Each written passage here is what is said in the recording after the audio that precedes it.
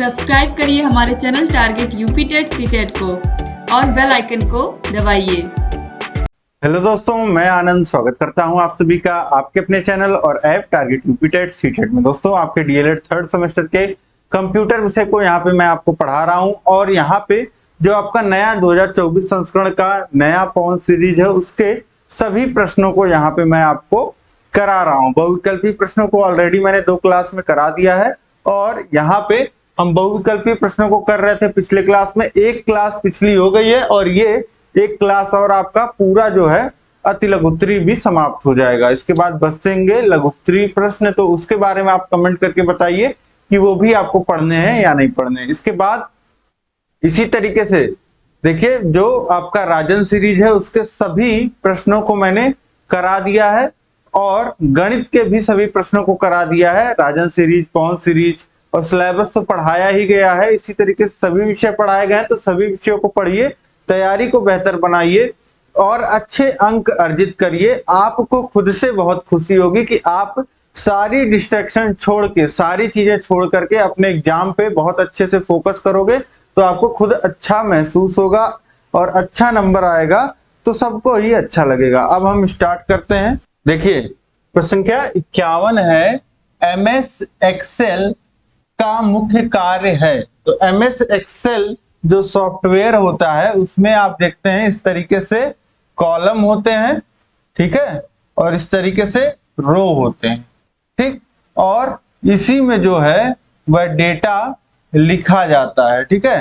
तो इस तरीके से कुछ भी डेटा जो है वह लिखा रहता है, जो भी आपको एंट्री करना रहता है आप भरते हैं। तो ये क्या है, ये डेटा को टेबल के रूप में सुरक्षित करना, टेबल के फॉर्म में डेटा को सुरक्षित करना, ये एक्सेल का मुख्य कार्य होता है। और इसके साथ साथ एक्सेल बहुत सारी गणनाएं भी करता है, ठीक है। तो इस तरीके से इसमें बहुत सारे फॉर्मूलाज होते हैं, किसी भी रो को जोड़ना, किसी भी कॉलम को जोड़ना, किसी का स्क्वायर जोड़ना, किसी का परसेंटेज निकालना, ये सारे काम जो है वह एमएस एक्सेल कर लेता है। अब इसके बाद हम लोग देखेंगे प्रश्न 52 है, एमएस वर्ड में कितने मेन्यू होते हैं। तो एमएस वर्ड में ऊपर आप देखोगे तो ऊपर के तरफ 9 मेन्यू होते हैं, ठीक है। तो ये 9 मेन्यू एमएस वर्ड में होते हैं। इसके बाद देखिए प्रश्न संख्या 53 है, एमएस वर्ड कैसा प्रोग्राम है। तो यह वर्ड प्रोसेसिंग एप्लीकेशन सॉफ्टवेयर है। एमएस वर्ड कैसा है, वर्ड प्रोसेसिंग, मतलब शब्दों के साथ इसमें आप काम कर सकते हैं, ठीक है।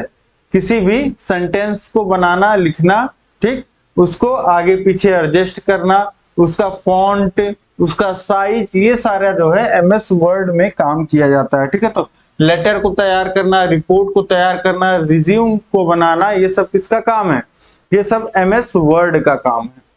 इसके बाद देखिए प्रश्न संख्या 54 है, पैकेजेस का क्या अर्थ है। तो जब कोई व्यक्ति, संस्थान या कंपनी अपनी सूचनाओं आदि को व्यवस्थित रूप में जिस माध्यम से सुरक्षित एवं व्यवस्थित करती है वह पैकेजेस कहलाते हैं, ठीक है। पैकेजेस क्या है, ये एक सेट ऑफ सॉफ्टवेयर्स हैं। जैसे माइक्रोसॉफ्ट का पैकेज है, उसमें क्या क्या आता है, वर्ड आता है, आपका पावर पॉइंट आता है, एमएस एक्सेल आता है, तो ये सब आते हैं। तो ये सब क्या करते हैं, ये सब किसी व्यक्ति, संस्थान या कंपनी का जितना भी डेटा होता है उसको सुरक्षित एवं व्यवस्थित करते हैं पैकेजेस। इसके बाद देखिए प्रश्न संख्या 55, पैकेज के प्रकार बताइए। पैकेजेस के प्रकार, तो word processor, presentation package, worksheet package और डेटाबेस आदि, ये सब क्या है, ये सब पैकेज के प्रकार हैं, ठीक है। वर्ड प्रोसेसर से क्या हो रहा है, आपका जो भी लेटर लिखना है, रिपोर्ट बनाना है और पीपीटी बनाना है तो आपका प्रेजेंटेशन पैकेज लग जाता है। वर्कशीट पे आपको काम करना है, ठीक है, तो एक्सेल आपका हो जाता है।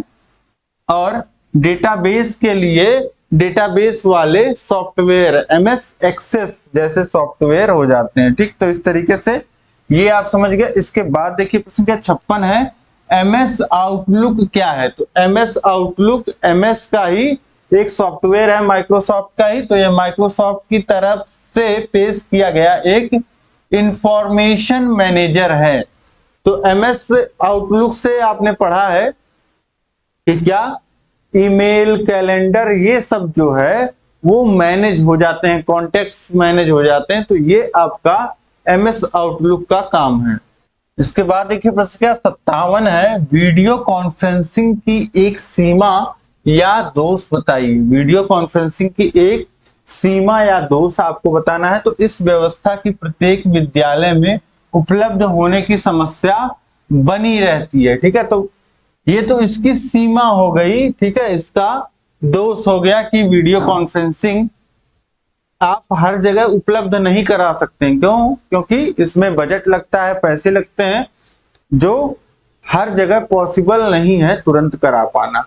इसके बाद देखिए प्रश्न क्या 58 है, वीडियो कॉन्फ्रेंसिंग का एक लाभ बताइए। तो यह माध्यम विविध अधिगम उद्देश्यों की प्राप्ति में सहायक है। यह माध्यम विविध अधिगम उद्देश्यों की प्राप्ति में सहायक है।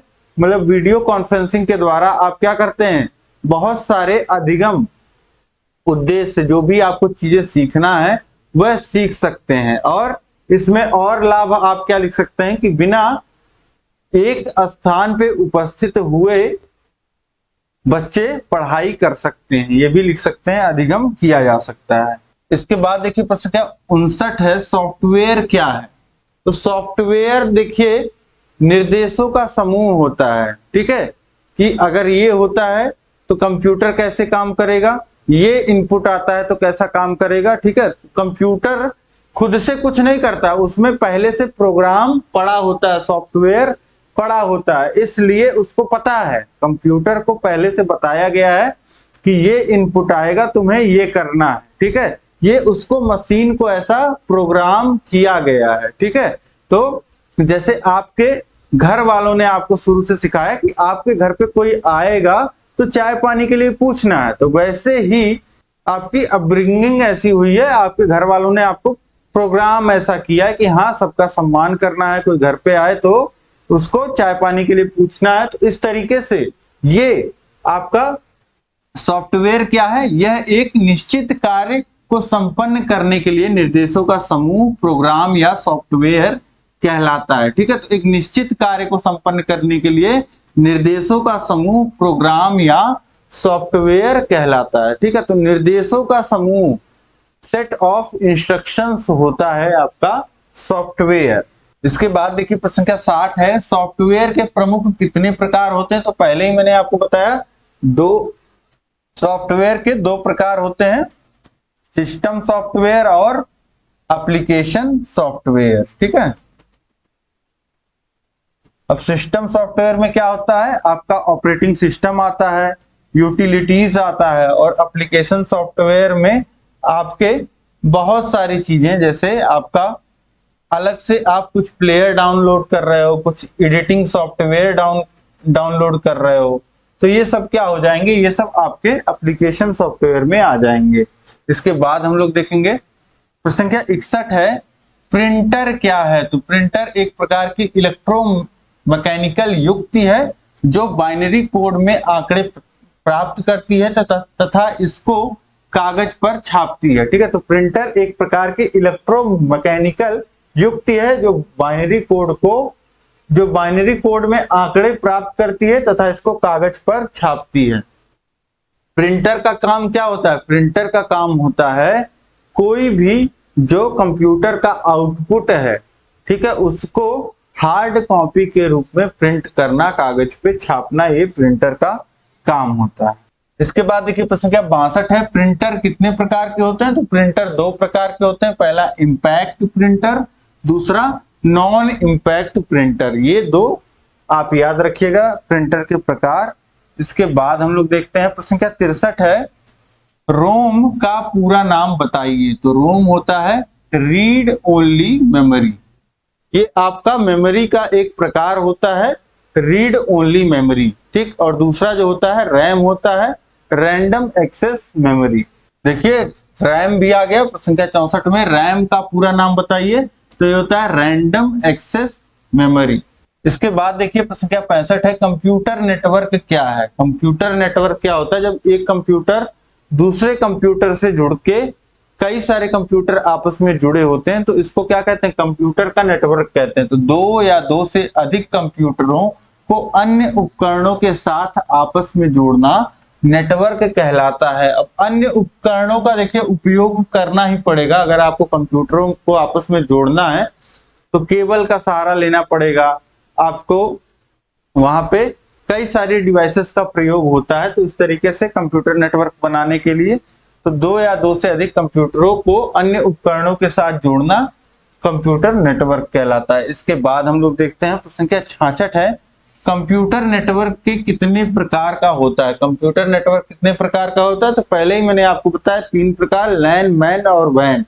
Local area network, wide area network और मैन होता है metropolitan area network. Local area मतलब कि आपका लेस देन 1 किलोमीटर, ठीक है, ये जो एरिया का होगा ये आपका लैन हो जाता है। लोकल एरिया समझ लीजिए किसी कॉलेज में लगा है, ठीक है, और किसी एक सरकारी विभाग में, बैंक में, बड़े बैंक में, तो ये हो जाता है आपका local area network. Wide area network जैसे आपका इंटरनेट आप यूज कर पा रहे हो, पूरे विश्व में फैला हुआ है, तो ये हो जाता है वाइड एरिया नेटवर्क।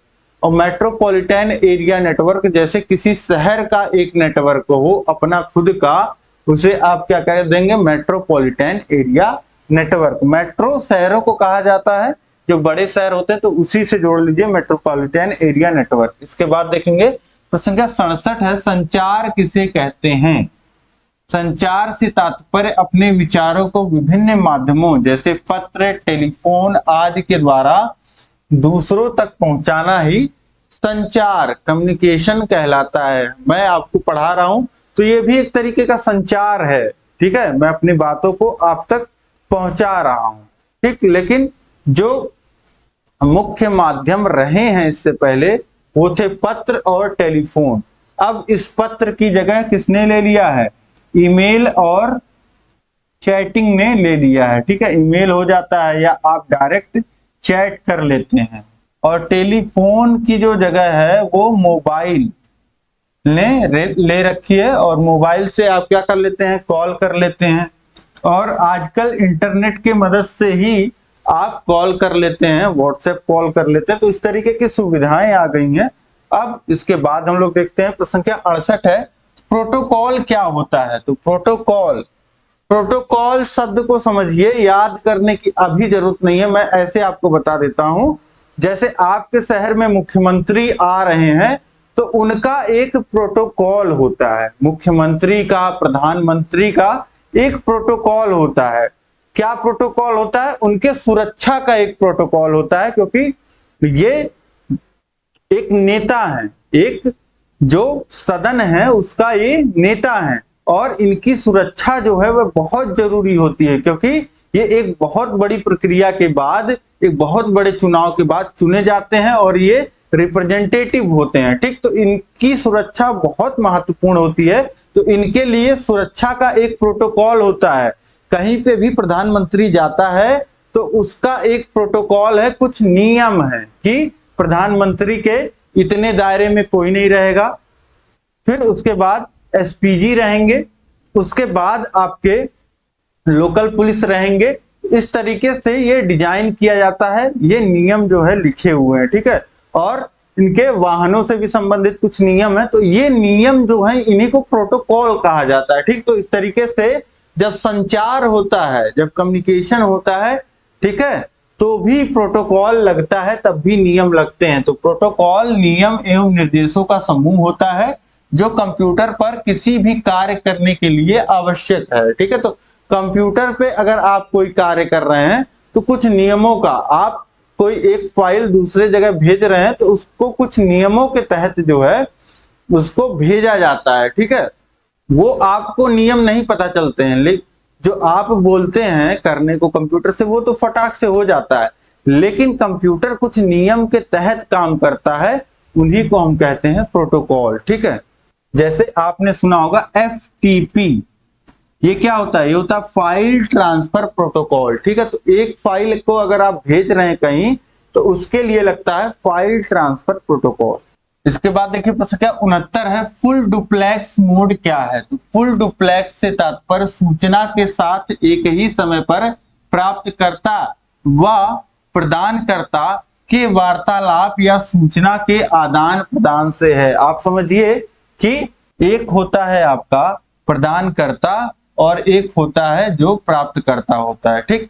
लेकिन यहाँ पे आप देखेंगे तो फुल डुप्लेक्स में क्या होता है, जो प्रदान करता है और जो प्राप्त करता है वो तो प्रक्रिया चली रही है, लेकिन दूसरे एंड पे ये प्रदानकर्ता भी बन रहा है और ये प्राप्तकर्ता भी बन रहा है, ठीक है। तो ये प्रक्रिया जो है, जो आदान प्रदान की प्रक्रिया होती है वह एक साथ चलती है, ठीक है। तो इसीलिए फुल डुप्लेक्स से तात्पर्य सूचना के साथ ही समय पर प्राप्तकर्ता व प्रदानकर्ता के वार्तालाप या सूचना के आदान प्रदान से है, ठीक है। तो एक ही साथ अगर दोनों प्रक्रियाएं हो कि सूचना जाए भी और सूचना प्राप्त भी हो, तो इसे हम कहते हैं फुल डुप्लेक्स मोड।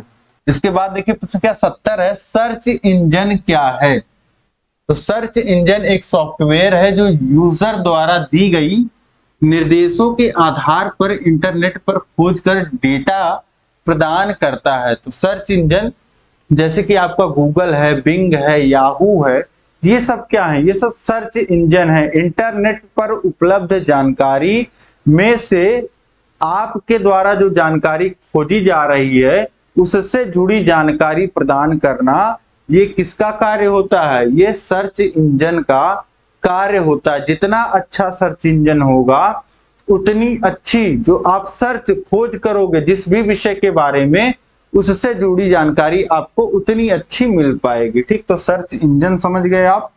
इसके बाद हम लोग देखते हैं प्रश्न क्या 71 है, डीबीएमएस का पूरा नाम होता है। डीबीएमएस का पूरा नाम होता है database management system. Database management system. अब डेटाबेस क्या है, अब समझिए कि आपके कंप्यूटर में बहुत सारी फाइल्स होती हैं, ठीक है। कुछ आपकी पीडीएफ फाइल्स हैं, कुछ वीडियो की फाइल्स हैं, कुछ ऑडियो की फाइल्स हैं, ठीक है, और कुछ आपके प्रोग्राम की फाइल्स हैं। तो इस तरीके से इन फाइल्स को मैनेज करना, ठीक है, कब किस फाइल का जरूरत लग जाए और वो फाइल जल्दी से लोड हो जाए कंप्यूटर में, जल्दी से वो प्रोसेस हो जाए जो आप करना चाह रहे हो। तो इस सब के मैनेजमेंट के लिए क्या काम लगता है, एक सॉफ्टवेयर का काम लगता है जिसे हम डीबीएमएस बोलते हैं, ठीक।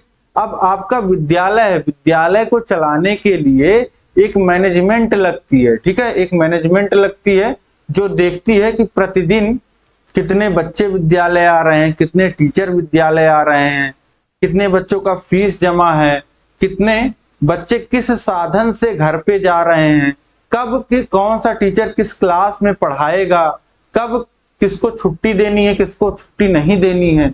ये सारा काम किसका होता है, मैनेजमेंट का होता है। तो उसी तरीके से कंप्यूटर में जितनी मेमोरी है, जितने फाइल्स हैं, उनको मैनेज करने का जो काम होता है वह हमारे डीबीएमएस का होता है, डेटाबेस मैनेजमेंट सिस्टम का होता है। और सबका काम करने का तरीका अलग होता है, उसी तरीके से अलग अलग सॉफ्टवेयर्स का काम करने का तरीका अलग होता है, ठीक है।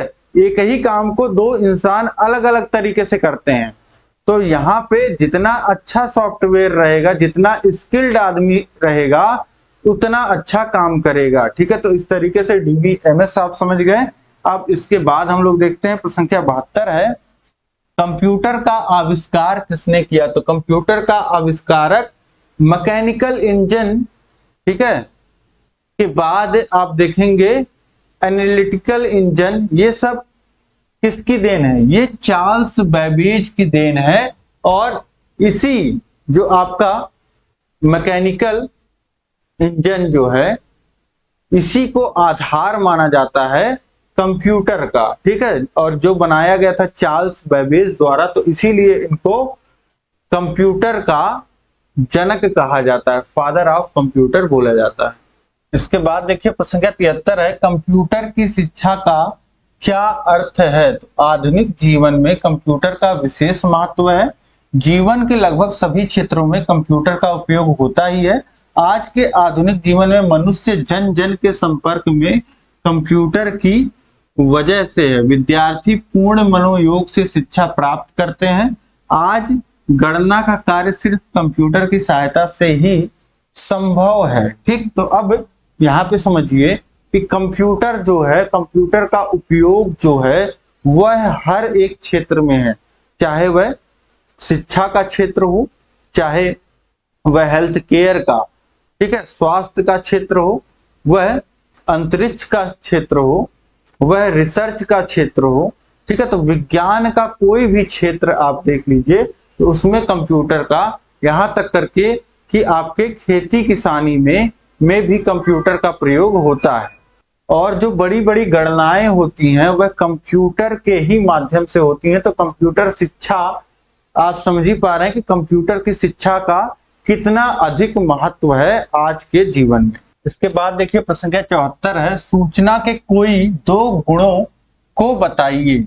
तो देखिए सूचना के अपने गुण होते हैं, क्यों, सूचना जो होती है वो बहुत महत्वपूर्ण होती है, ठीक, और उसकी अपनी विशेषताएं गुण होती है। देखिए सूचना में निम्नलिखित गुण होने चाहिए। पहला अर्थपूर्णता, कोई सूचना आप भेज रहे हो तो उसका जो है अर्थ निकलना चाहिए, ठीक है। तो सूचना अर्थपूर्णता, सूचना में अर्थपूर्णता होनी चाहिए, ठीक है। जैसे अब विद्यालय की कोई सूचना आप बच्चों की दे रहे हैं, मान लेते हैं कि कल अवकाश रहेगा, ठीक, तो वो सूचना आपको कब तक दे देनी है, ठीक है, वो आपको अच्छे से लिख करके बताना है बच्चों को कि हाँ इस डेट में और कल क्या तारीख है और कौन सा दिन है। ये सूचना थोड़ी अर्थपूर्ण होनी चाहिए, ठीक है, ताकि अब केवल डेट लिख करके आप कहीं मैसेज में बच्चे को भेज देंगे सूचना, तो डेट का मतलब कुछ निकलेगा ही नहीं। तो जब तक कोई सूचना कंप्लीट नहीं रहेगी तो उसका कोई मतलब निकलना चाहिए सूचना का। इसके बाद देखिए विस्मयकारी तत्व। अब देखिए विस्मयकारी तत्व का मतलब क्या है। विस्मयकारी का मतलब होता है, विस्मय का मतलब होता है आश्चर्य, मतलब कुछ नयापन जो आपको नहीं पता था, कुछ नई चीज, इस तरीके की चीज सूचना में होनी चाहिए, ठीक है। तो वो सही बात है कि आपको जो जानकारी पहले से नहीं है, ठीक है, वो जानकारी अगर आपको मिलती है तो थोड़ा सा आश्चर्य, थोड़ा सा ये भाव आता है। तो इसमें वही बोला कि ये विस्मयकारी तत्व होने चाहिए सूचना में। इसके बाद देखिए पूर्व जानकारी से सहमति, ठीक है, तो जो पहले से आपको जानकारी है उससे सहमति होनी चाहिए और पूर्व जानकारी में सुधार होना चाहिए। संक्षिप्तता, मतलब बहुत कम में सूचना जो होनी चाहिए वह संक्षिप्त होनी चाहिए, ठीक है, लेकिन पूर्ण होनी चाहिए। इसमें पूर्णता भी होनी चाहिए और संक्षिप्त भी होना चाहिए। और छठवां देखिए शुद्धता या यथार्थता, तो सूचना जो होगी शुद्ध होनी चाहिए, उसमें कुछ झूठ लाग लपेट नहीं होना चाहिए। समयबद्धता, समय पे होना चाहिए। अगर कल छुट्टी है तो कल जितने समय विद्यालय है उससे पहले सबको सूचना मिल जानी चाहिए, ठीक है, तो समयबद्धता होनी चाहिए। और कार्य संपादन में सहायक, और सूचना जो होनी चाहिए वह कार्य संपादन में सहायक होनी चाहिए, मतलब जो भी कार्य चल रहा है उसमें सूचना आपकी सहायक हो। तो इस तरीके से ये सूचना के 8 गुण आपने देख लिए, कोई भी आप लिख दीजिएगा, सबसे सही होता है 2। एक तो सूचना जो होनी चाहिए अर्थपूर्ण होनी चाहिए, कंप्लीट होनी चाहिए, और दूसरा संक्षिप्त होनी चाहिए, ठीक। तो इस तरीके से आप समझ गए। अब इसके बाद हम लोग देखते हैं प्रश्न संख्या 75 है, भारत में इंटरनेट सेवा का विकास कब हुआ था। तो 15 अगस्त 1995 से इंटरनेट की सेवा जो है वह भारत में उपलब्ध है। इसके बाद देखिए प्रश्न संख्या 76 है, इंटरनेट के प्रमुख भाग कौन कौन से हैं। तो इंटरनेट के प्रमुख भाग देखिए, मुख्य सूचना कंप्यूटर, एक आपका कंप्यूटर होना चाहिए, दूसरा टेलीफोन हो, मॉडेम हो, नेटवर्क हो, और उपग्रह सैटेलाइट और उपग्रह संचार और केबल नेटवर्क आदि, ठीक है। तो इसमें से देखिए कुछ रहेगा नहीं रहेगा तो भी चल जाएगा, लेकिन कंप्यूटर आपका रहना चाहिए, और कंप्यूटर से इंटरनेट से जुड़ने के लिए आपके पास कुछ चीजें होनी चाहिए, जैसे मॉडेम हो या टेलीफोन, वायर से भी इंटरनेट चलता है, ठीक है, और कोई एक दूसरा नेटवर्क हो तो भी चल जाएगा, साथ ही साथ उपग्रह वाला नेटवर्क हो या उपग्रह संचार और केबल नेटवर्क हो तो भी चल जाएगा, ठीक है। तो इस तरीके से इंटरनेट के ये प्रमुख भाग हो जाते हैं जिससे इंटरनेट जो है वह चलता है। इसके बाद देखिए प्रश्न क्या 77 है, इंटरनेट जोड़ने के लिए 4 आवश्यक युक्तियों के नाम लिखिए। इंटरनेट से जुड़ने के लिए आपको क्या क्या जरूरी होता है? टेलीफोन हो, मॉडेम हो, केबल नेटवर्क हो और कंप्यूटर। ठीक है, तो कंप्यूटर तो सबसे मेन है, कंप्यूटर आप लिख दीजिएगा, और टेलीफोन नेटवर्क, मॉडेम और केबल नेटवर्क, ये इनमें से आप चीजें लिख सकते हैं। ठीक, इसके बाद देखिए प्रश्न क्या 78, मॉडेम, ये नया नाम सुन रहे हैं आप। देखिए आपने सुना सर्च इंजन, वेब ब्राउजर आपने सुना, अब मॉडेम क्या है? ठीक, मॉडेम समझिए, मॉडेम का मतलब होता है मॉड्यूलेटर, डीमॉड्यूलेटर, इसी से बना आपका शब्द जो है मॉडेम है। मॉड्यूलेटर, डीमॉड्यूलेटर से आपका आया मॉडेम, का संक्षिप्त रूप है मॉडेम। यह एक ऐसी युक्त डिवाइस है जो किसी आंकिक डिजिटल सूचना को मॉड्यूलेट करके एनालॉग में प्रस्तुत करती है। ठीक है, कोई डिजिटल सूचना है, जैसे आपका 45 लिखा हुआ है, ठीक है, ये आपकी डिजिटल सूचना है, आंकिक है, और इसे मॉड्यूलेट करके एनालॉग फॉर्म में प्रदर्शित करना, ये क्या होता है? मॉडेम का काम। और जो एनालॉग प्रारूप में सिग्नल मिलता है उसे मॉड्यूलेट करके डिजिटल रूप में ग्रहण करना, यही प्रोसेस उल्टा। यह किसी संचरण के माध्यम से ट्रांसमिशन मीडिया और आंकिक मशीन जैसे कंप्यूटर के बीच संचार स्थापित करने के लिए आवश्यक अवयव है। ठीक, तो अब देखिए किसी संचरण के माध्यम से, किसी ट्रांसमिशन को, जैसे मॉडेम आपका किस उपयोग में आता है? आपका इंटरनेट कंप्यूटर में चलाने के उपयोग में मॉडेम आता है। ठीक है, जैसे आपकी पेन ड्राइव होती है वैसी आपकी डिवाइस मॉडेम, जिससे पहले जो है वह लोग कंप्यूटर में इंटरनेट चलाते थे। अब आपका केबल आ गया है, वाईफाई रूटर आ गया है, और अब तो आप कंप्यूटर में भी वाईफाई कर लेते हो, और चाहे तो आप अपने मोबाइल से भी हॉटस्पॉट लेके चला लेते हो। तो बहुत सारे माध्यम हो गए हैं अब तो, लेकिन इसमें से एक मुख्य माध्यम जो था वह मॉडेम था। मॉडेम में आपका सिम वाले मॉडेम आते थे, जिसमें सिम लगती थी और डेटा चलता था। ठीक है, तो इस तरीके से आप समझ पा रहे हैं कि मॉडेम क्या है? मॉड्यूलेटर, डीमॉड्यूलेटर है।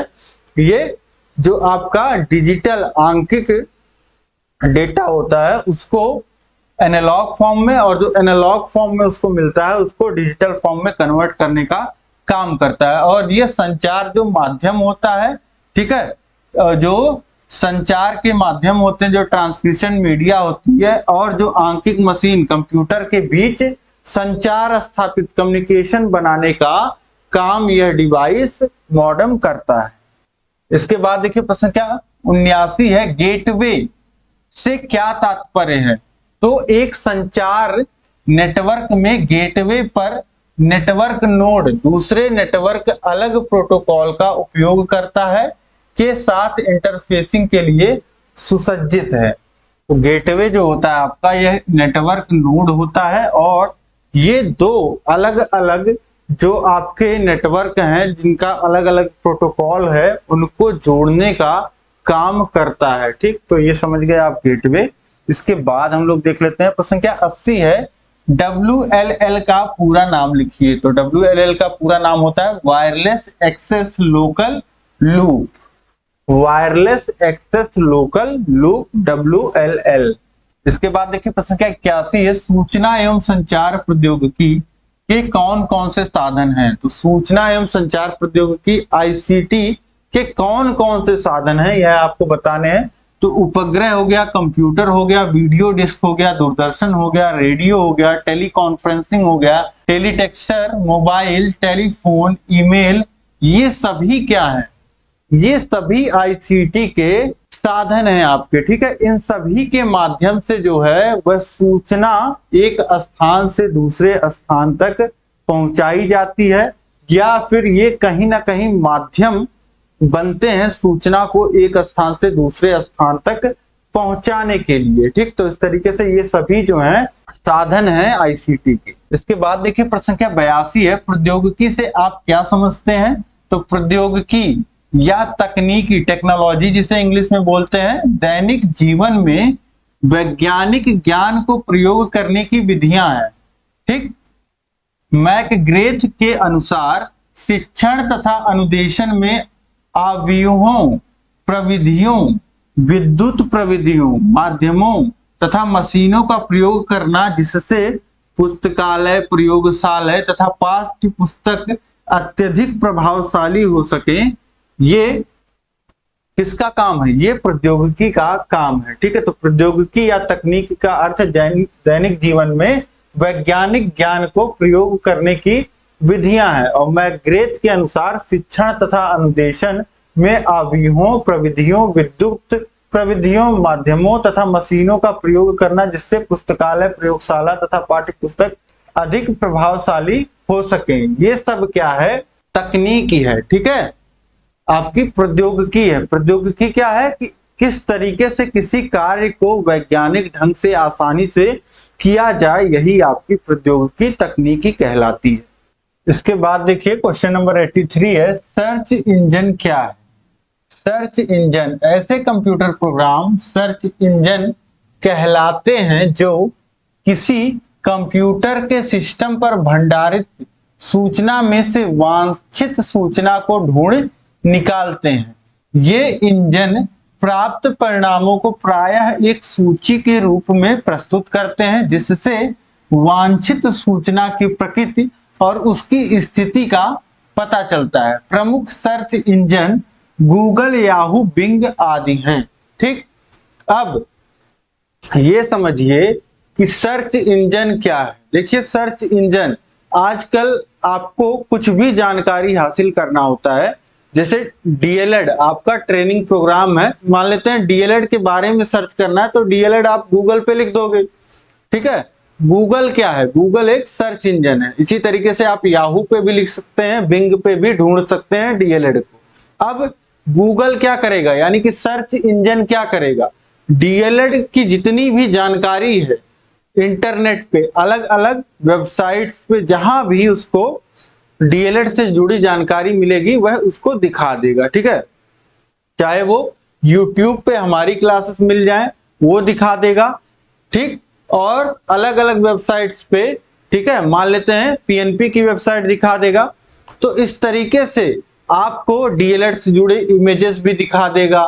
तो इस प्रकार से जितनी वांछनीय जो भी आपसे रिलेटेड सूचना है वह दिखा देगा। तो इस तरीके से सर्च इंजन क्या हुआ? ऐसे कंप्यूटर प्रोग्राम सर्च इंजन कहलाते हैं किसी कंप्यूटर सिस्टम पर भंडारित सूचना में से डीएलएड से जुड़ा जो भंडारित सूचना है, सूचना को ढूंढ निकालते हैं। ठीक है, डीएलएड से जुड़ा जितने भी सर्वर हैं, ठीक है, जो सूचना होती है कहीं पे उसको भंडारण किया जाता है, ढूंढ निकालते हैं। ये इंजन प्राप्त परिणामों को प्रायः एक सूची के रूप में प्रस्तुत करते हैं। अब डीएलएड सर्च करोगे तो आपको डीएलएड से जुड़ी हुई वेबसाइट दिखेंगी। तो वही कह रहा है जिससे वांछनीय सूचना की प्रकृति और उसकी स्थिति के बारे में पता चल जाता है। तो डीएलएड के बारे में लिखा क्या है? डीएलएड कौन सी वेबसाइट है, यानी कि स्थिति का पता चलता है। और प्रमुख search engine Google, Yahoo, Bing ये सब हैं। ठीक, तो इस तरीके से आप समझ गए सर्च इंजन क्या है? इंटरनेट पर उपलब्ध जानकारी को जो प्रयोग करता है उससे जुड़े हुए विषय जो वह खोज रहा है उससे जुड़ी हुई चीजों को दर्शाना, खोजना, ये किसका काम होता है? सर्च इंजन का काम होता है। इसके बाद हम लोग देखते हैं प्रश्न संख्या 84 है। आप लोग प्रैक्टिकल रोज अब गूगल करते ही हैं तो आपको बताने की जरूरत नहीं है, बस आपको किस तरीके से लिखना है, भाषा को आपको सीखना है। ठीक है, अब देखिए प्रश्न संख्या 84 है, शैक्षिक रेडियो को संक्षिप्त में समझाइए। शैक्षिक रेडियो क्या होता है? तो शैक्षिक रेडियो विशेष रूप से छात्रों के लिए तैयार किए जाते हैं। इन्हें रेडियो पाठों के रूप में तैयार कर शैक्षिक उद्देश्य प्राप्त किए जाते हैं। सर्वप्रथम अध्यापक को रेडियो के शैक्षिक पाठों के बारे में उपलब्ध साहित्य को एकत्रित कर उसका अध्ययन करना चाहिए। इस साहित्य के अध्ययन में कार्यक्रमों की सूची तथा दैनिक समय सारणी आदि सम्मिलित होती है। रेडियो प्रसारण सुनने के बाद अनुवर्ती कार्य भी होना चाहिए। तो रेडियो, शैक्षिक रेडियो क्या हो गया? यह विशेष रूप से छात्रों के लिए बनाया जाता है और ये कार्यक्रम इस तरीके से बनाया जाता है ताकि जो भी शैक्षिक उद्देश्य हैं जो बच्चे को इस कार्यक्रम को जो बनाने का उद्देश्य है उसको प्राप्त किया जा सके। ठीक है, जैसे हम कोई पाठ बच्चों को पढ़ाते हैं तो उसका एक उद्देश्य होता है कि बच्चा ये चीज सीख जाए, वैसे ही शैक्षिक कार्यक्रम जब बनाए जाते हैं रेडियो के लिए तो उसका एक उद्देश्य होता है। सर्वप्रथम अध्यापक को रेडियो के शैक्षिक पाठ्यों के बारे में उपलब्ध साहित्य को एकत्रित करके उसका अध्ययन करना चाहिए। तो जो भी कार्यक्रम बना रहा है अध्यापक, उसको विषय के बारे में जो भी उपलब्ध जानकारी है उसको पढ़ना चाहिए। इस साहित्य के अध्ययन में कार्यक्रमों की सूची तथा दैनिक समय सारणी इत्यादि सम्मिलित होती है। ठीक है, रेडियो प्रसारण सुनने के बाद अनुवर्ती कार्य भी होना चाहिए। ठीक है, तो कार्यक्रम की जानकारी टीचर को होनी चाहिए और उसके बाद जब बच्चा रेडियो शैक्षिक कार्यक्रम सुन लेगा रेडियो का, उसके बाद क्या कराना है ये भी जानकारी होनी चाहिए। इसके बाद देखिए प्रश्न संख्या 85 है, टेली कॉन्फ्रेंसिंग के उपयोग के प्रकारों के नाम लिखिए। तो टेली कॉन्फ्रेंसिंग किस किस तरीके से होती है? देखिए ऑडियो टेली कॉन्फ्रेंसिंग होती है, ऑडियो कॉन्फ्रेंसिंग होती है, टेलीफोन कॉन्फ्रेंसिंग होती है और फोन कॉन्फ्रेंसिंग होती है। तो टेली कॉन्फ्रेंसिंग, सबसे पहले समझिए टेली कॉन्फ्रेंसिंग क्या है। तो जो भी संचार के उपकरण हैं, जैसे आपका मोबाइल है, टीवी है, आपका कंप्यूटर लैपटॉप है, आपका टैबलेट है, रेडियो है, तो ये सभी क्या है? संचार के माध्यम है, कम्युनिकेशन के माध्यम है। ठीक, वॉकी टॉकी है, इनके माध्यम से दो या दो से अधिक लोगों के बीच संचार कम्युनिकेशन स्थापित करना क्या हो जाता है? टेली कॉन्फ्रेंसिंग हो जाता है। और ये कई तरीके से किया जा सकता है, ऑडियो कॉन्फ्रेंसिंग, टेलीफोन कॉन्फ्रेंसिंग और फोन कॉन्फ्रेंसिंग। ठीक, समझ गए आप? तो ये हो गए आपके टेलीकॉन्फ्रेंसिंग के प्रकार। अब इसके बाद देखिए टेलीकॉन्फ्रेंसिंग कितने प्रकार के हैं। ठीक है, तो यहां पे देखिए दृश्य टेलीकॉन्फ्रेंसिंग, श्रव्य टेलीकॉन्फ्रेंसिंग, ऑडियो ग्राफिक टेलीकॉन्फ्रेंसिंग और वेब टेलीकॉन्फ्रेंसिंग। ठीक है, तो इतने तरीके से आप समझ रहे हैं कि टेलीकॉन्फ्रेंसिंग किया जा सकता है। दृश्य जिसमें दिखेगा, श्रव्य जिसमें केवल सुनाई देगा, ऑडियो ग्राफिक, ठीक है, ऑडियो और कुछ ग्राफिक्स आए वो, और वेब टेलीकॉन्फ्रेंसिंग जो है वेब के माध्यम से भी कॉन्फ्रेंसिंग की जा सकती है। ठीक है, तो ये प्रकार आपने देख लिए। इसके बाद देखिए प्रश्न संख्या 87 है, वेब पेज से आप क्या समझते हैं?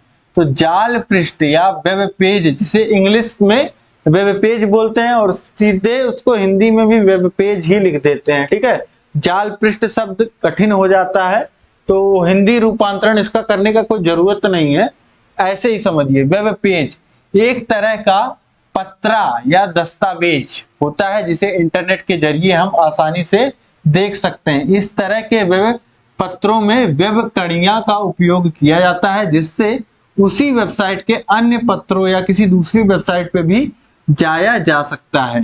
कंप्यूटर या मोबाइल में इन वेब पत्रों को देखने के लिए वेब ब्राउजर का उपयोग किया जाता है। अब वेब पेज क्या होता है? वेब पेज आप समझिए कि आपका जैसे एक किताब का आपका पेज होता है, उस तरीके से एक पेज मान लीजिए, और उस पेज में आपको जानकारी दी रहेगी, टेक्स्ट भी रहेंगे, इमेजेस भी रहेंगी और साथ ही साथ हाइपर लिंक्स भी रहेंगे। हाइपर लिंक्स क्या होते हैं?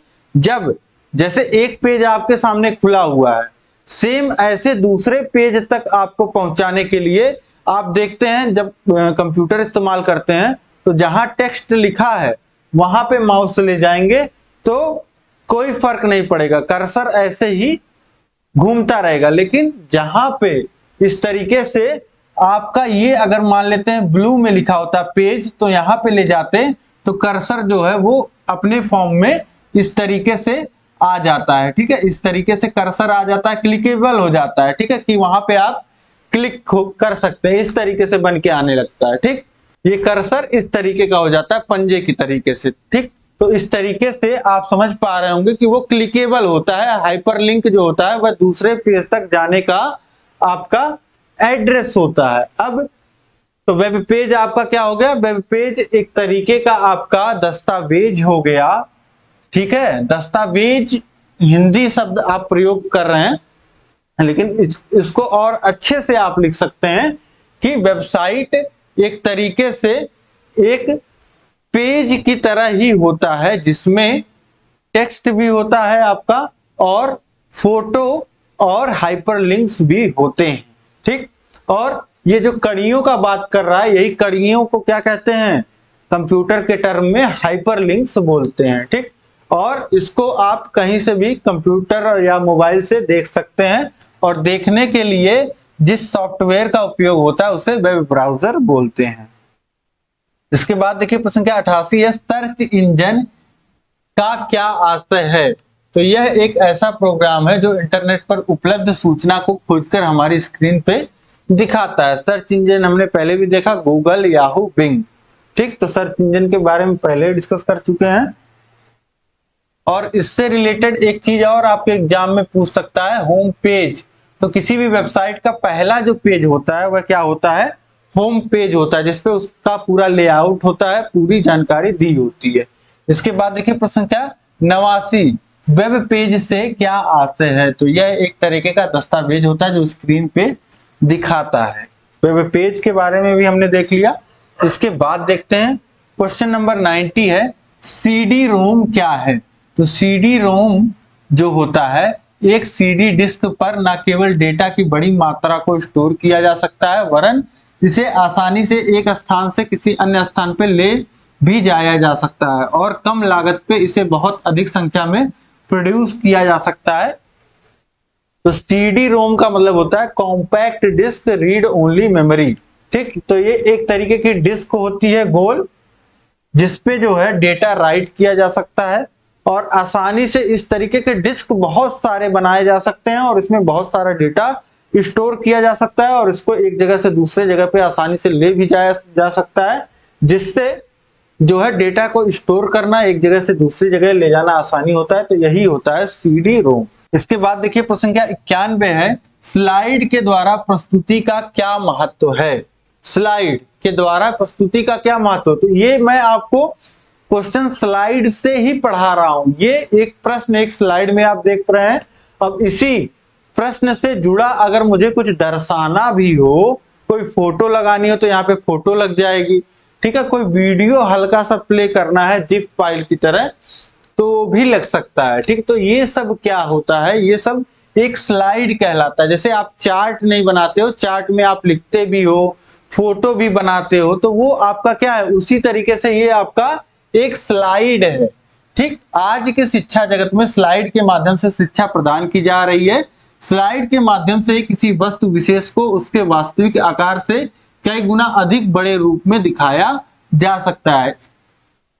इसे मल्टीमीडिया प्रोजेक्टर नाम से भी जाना जाता है। तो स्लाइड पहले मल्टीमीडिया प्रोजेक्टर पे ही चलता था, जैसे आपका प्रोजेक्टर जो है लगा रहता था और यहाँ पर्दे पे दिखाई देता था, लेकिन अब ये नया रूप आ गया है, ये डिजिटल बोर्ड है, इंटरेक्टिव पैनल भी बोलते हैं। ठीक, तो ये इस तरीके से अब ये पूरे स्क्रीन के रूप में आ गया है, जैसे आपके मोबाइल कंप्यूटर की स्क्रीन होती है वैसी। इसके बाद देखेंगे हम प्रश्न संख्या 92 है, डेटाबेस के प्रमुख तत्व बताइए। तो डेटाबेस के तत्व, डेटाबेस एलिमेंट किसी भी प्रकार के डेटाबेस को तैयार करने की महत्वपूर्ण टूल्स हैं जिसकी सहायता से आप डेटाबेस तैयार कर सकते हैं। डेटाबेस किसी विषय के बारे में जानकारी स्टोर करने से, जैसे ग्राहक, उत्पाद, बिक्री रिपोर्ट आदि, एक डेटाबेस में कई तत्व और विशेषताएं हो सकती हैं। यदि आप किसी अन्य डेटाबेस प्रोग्राम का उपयोग करते हैं तो menu, item, command, tool bar अलग अलग हो सकते हैं। ठीक है, तो डेटाबेस के जो प्रमुख तत्व होते हैं, डेटाबेस पहले होता क्या है ये समझिए। तो आप देखते हैं कि आपके क्लास में जितने बच्चे हैं उनका जो अटेंडेंस रजिस्टर आपने देखा होगा, तो नाम लिखा रहता है और उसके बाद डेट पड़ा होता है और अटेंडेंस आपके टीचर लेते हैं। तो अटेंडेंस वो लेते हैं, तो एक तरीके से मेंटेन करते हैं कि किस डेट में कौन सा बच्चा आया था, कौन सा बच्चा नहीं आया था। तो यही जो है डेटा अगर कंप्यूटर में फीड किया जाए तो यह डेटाबेस का रूप लेता है। ठीक है, तो इसमें कई तत्व हैं, जैसे बच्चों का नाम है, तिथियां हैं और अब्सेंट प्रेजेंट हैं। तो ये सब क्या है, एलिमेंट्स हैं, तत्व हैं। तो इस तरीके से डेटाबेस के प्रमुख तत्व कई सारे हो सकते हैं। ठीक है, तो डेटाबेस तत्व डेटाबेस एलिमेंट किसी भी प्रकार के डेटाबेस को तैयार करने की महत्वपूर्ण टूल्स हैं जिसकी सहायता से आप डेटाबेस तैयार कर सकते हैं। डेटाबेस किसी विषय के बारे में जानकारी स्टोर करने से है। ठीक, तो इस तरीके से आप समझ गए डेटाबेस क्या होता है। इसके बाद हम लोग देखते हैं प्रश्न संख्या 93 है, वेबसाइट क्या होती है। तो वेबसाइट सार्वजनिक रूप से इंटरनेट पे उपलब्ध वेब पेजों और सम्मिलित सामग्री का एक संग्रह होता है। तो वेबसाइट क्या है, वेब पेज जो होते हैं उसका सम्मिलित संग्रह जो सभी के लिए खुला रहता है। प्रश्न संख्या 94 है, भारत में दूरदर्शन के कार्यक्रमों का प्रारंभ कब हुआ। तो दूरदर्शन का पहला प्रसारण 15 सितंबर 1959 को प्रयोगात्मक आधार पे आधे घंटे के लिए शैक्षिक और विकास कार्यक्रमों के रूप में प्रारंभ किया गया। इस समय दूरदर्शन का प्रसारण सप्ताह में 3 दिन आधा आधा घंटे होता था, तब इसको टेलीविजन इंडिया नाम दिया गया था। बाद में 1975 में इसका नामकरण दूरदर्शन नाम से किया गया। ठीक है, तो इस तरीके से देखिए, पहले प्रायोगिक तौर पे दूरदर्शन या हम कहें कि टेलीविजन इंडिया के नाम से इसकी शुरुआत हुई। आधे आधे घंटे के लिए 3 दिन तक, सोचिए कितने कम समय तक प्रसारण किया जाता था, आधे घंटे के लिए और हफ्ते के 3 दिन। जैसा कि यहाँ पे आप देख पा रहे हैं कि प्रसारण सप्ताह में 3 दिन आधा आधा घंटा होता था। उसके बाद फिर जब 1975 में इसका नामकरण हुआ तो यहाँ पे प्रोग्रामों में लगातार दूरदर्शन के बदलाव होते ही रहे हैं कार्यक्रमों के। और अब आप देखिए कितने सारे चैनल्स हैं आपके पास टीवी पे, हर एक विषय पे अलग अलग चैनल्स हैं। ठीक, अब इसके बाद हम लोग देखते हैं प्रश्न संख्या 95 है, डिजिटल श्यामपट्ट क्या है। डिजिटल श्यामपट्ट यही जो आपके सामने दिख रहा है, ये स्क्रीन जो है यही डिजिटल श्यामपट्ट है। डिजिटल श्यामपट्ट से हमारा अभिप्राय ऐसे पर्दे या स्क्रीन, ये आप स्क्रीन पे देख पा रहे हो ना, से है जिसे दीवार पे टांगने के पश्चात उस पर वीडियो प्रोजेक्टर के माध्यम से शैक्षिक सामग्री दर्शाया जाता है। वीडियो प्रोजेक्टर की भी आवश्यकता नहीं है। ठीक है, ये एक तरीके से आपका मोबाइल और कंप्यूटर दोनों का काम करता है और इसके पास अपनी खुद की मेमोरी है, खुद का प्रोसेसर है और यह आपको जो भी इसमें डेटा स्टोर किया गया है उसको दर्शाता है। और ये जिस तरीके से क्लास में टीचर पढ़ाते हैं ब्लैक बोर्ड पे लिख करके, वैसे लिखने का भी आपको मौका प्रदान करता है। ठीक है, तो इसको आप भाषा में लिख लीजिएगा, एक ऐसी बड़ी स्क्रीन जो श्यामपट्ट के ही जितनी बड़ी होती है, जिसपे अध्यापक अपने पाठ को पढ़ा सकते हैं और पाठ को अच्छे से दर्शा सकते हैं, ऐसी चीजों को दर्शा सकते हैं जो तुरंत जो है वह टीचर बना करके नहीं दिखा सकते हैं। वो जो होता है वह डिजिटल श्यामपट्ट होता है। तो इस तरीके से आप लिख लोगे भाषा में। अब इसके बाद हम लोग देखते हैं प्रश्न संख्या 96 है, सर्वर का क्या अर्थ है। तो सर्वर सेवकों, क्लाइंट कंप्यूटर का नेटवर्क है जो सेवकों को जोड़ने व सूचना आदान प्रदान करने का कार्य करता है। तो आप सर्वर देखिए ऐसा कंप्यूटर है जो प्रयोग करता है, क्लाइंट है, उसको सूचना प्रदान करने का कार्य करता है, आदान प्रदान करने का, जो क्लाइंट की रिक्वेस्ट होती है उसको पूरा करने का कार्य करता है। आप अब कुछ भी सर्च करते हो, जैसे हम बात कर रहे थे डीएलएड सर्च करने की, अभी आप डीएलएड गूगल पे सर्च करोगे तो अपने मोबाइल या कंप्यूटर के माध्यम से सर्च करोगे। मान लेते कंप्यूटर के माध्यम से सर्च कर रहे हैं आप, तो ये सर्च कहाँ जाता है, ये सर्च पहले जाएगा गूगल। सर्च आप कर रहे हो तो गूगल के पास गूगल इंजन में यहाँ बीच में जाएगा और उसके बाद जहां पे आप जिस वेबसाइट पे क्लिक करोगे उसके सर्वर पे जाएगा। ठीक है, जिसको आप एक्सेस करोगे उसके सर्वर पे जाएगा। और ये सर्वर भी कंप्यूटर होते हैं लेकिन बड़े होते हैं और ज्यादा पावरफुल होते हैं और इनमें जानकारी जो है वह इनमें जानकारी रखी होती है। ठीक, तो जो आप यहाँ से रिक्वेस्ट करते हो, जिस जानकारी की, जिस फाइल की आप रिक्वेस्ट करते हो, वह यहाँ से फिर आपको रिक्वेस्ट आपकी फुलफिल होती है। तो ये होता है आपका सर्वर। ठीक है, और यहाँ पे जो आप हो इसको बोलते हैं क्लाइंट। तो ये आप हो जाते हैं क्लाइंट, ये हो जाता है सर्वर। सर्वर क्या करता है? क्लाइंट को जानकारी उपलब्ध कराता है। ठीक, तो इस तरीके से यहां तक हो गया आपका प्रश्न संख्या 96 तक, और मुझे लगता है यही आपका लास्ट, बिल्कुल यही आपका लास्ट प्रश्न था। तो यहां तक आप सभी प्रश्नों को समझ गए होंगे, और कहीं कोई दिक्कत हो आपको तो कमेंट करके बता दीजिए। इस क्लास को लाइक कर दीजिए आप, और सभी प्रश्न आपको समझ में आ गए हैं तो यस लिख करके कमेंट कर दीजिए। कहीं किसी क्वेश्चन में दिक्कत है तो क्वेश्चन नंबर आप जरूर बताइए। इस वीडियो को, क्लास को आप अधिक से अधिक शेयर करिए सभी ग्रुपों में, सभी जितने आपके खास मित्र हैं, ताकि सभी लोग आसानी से कम समय में अच्छी भाषा में, ठीक है, इस तरीके से तैयारी कर पाए। और चैनल को अभी तक आपने सब्सक्राइब नहीं किया तो सब्सक्राइब कर लीजिए। नीचे डिस्क्रिप्शन में सभी विषयों का लिंक दिया गया है, सभी विषयों को पढ़िए, अपनी तैयारी को बेहतर बनाइए। कहीं कोई दिक्कत आए तो कमेंट करके बताइए, और नंबर दिया गया है, नंबर पे पूछिए। तो इस तरीके से जुड़े रहिए, सभी विषयों को पढ़ते रहिए। नीचे डिस्क्रिप्शन में आपको ऐप का भी लिंक दिया गया है, ऐप को डाउनलोड करिए। वहां आप कम समय में बेहतर ढंग से सभी पीडीएफ नोट्स के साथ और टेस्ट सीरीज के साथ अपनी तैयारी कर पाएंगे। ठीक है, उम्मीद है आपको यह क्लास बहुत अच्छी लगी होगी। जरूर कमेंट करके बताइए कैसी लगी, और जो भी आपके विचार हैं कमेंट करिएगा। मिलेंगे हम लोग नेक्स्ट क्लास में। जय हिंद, जय भारत।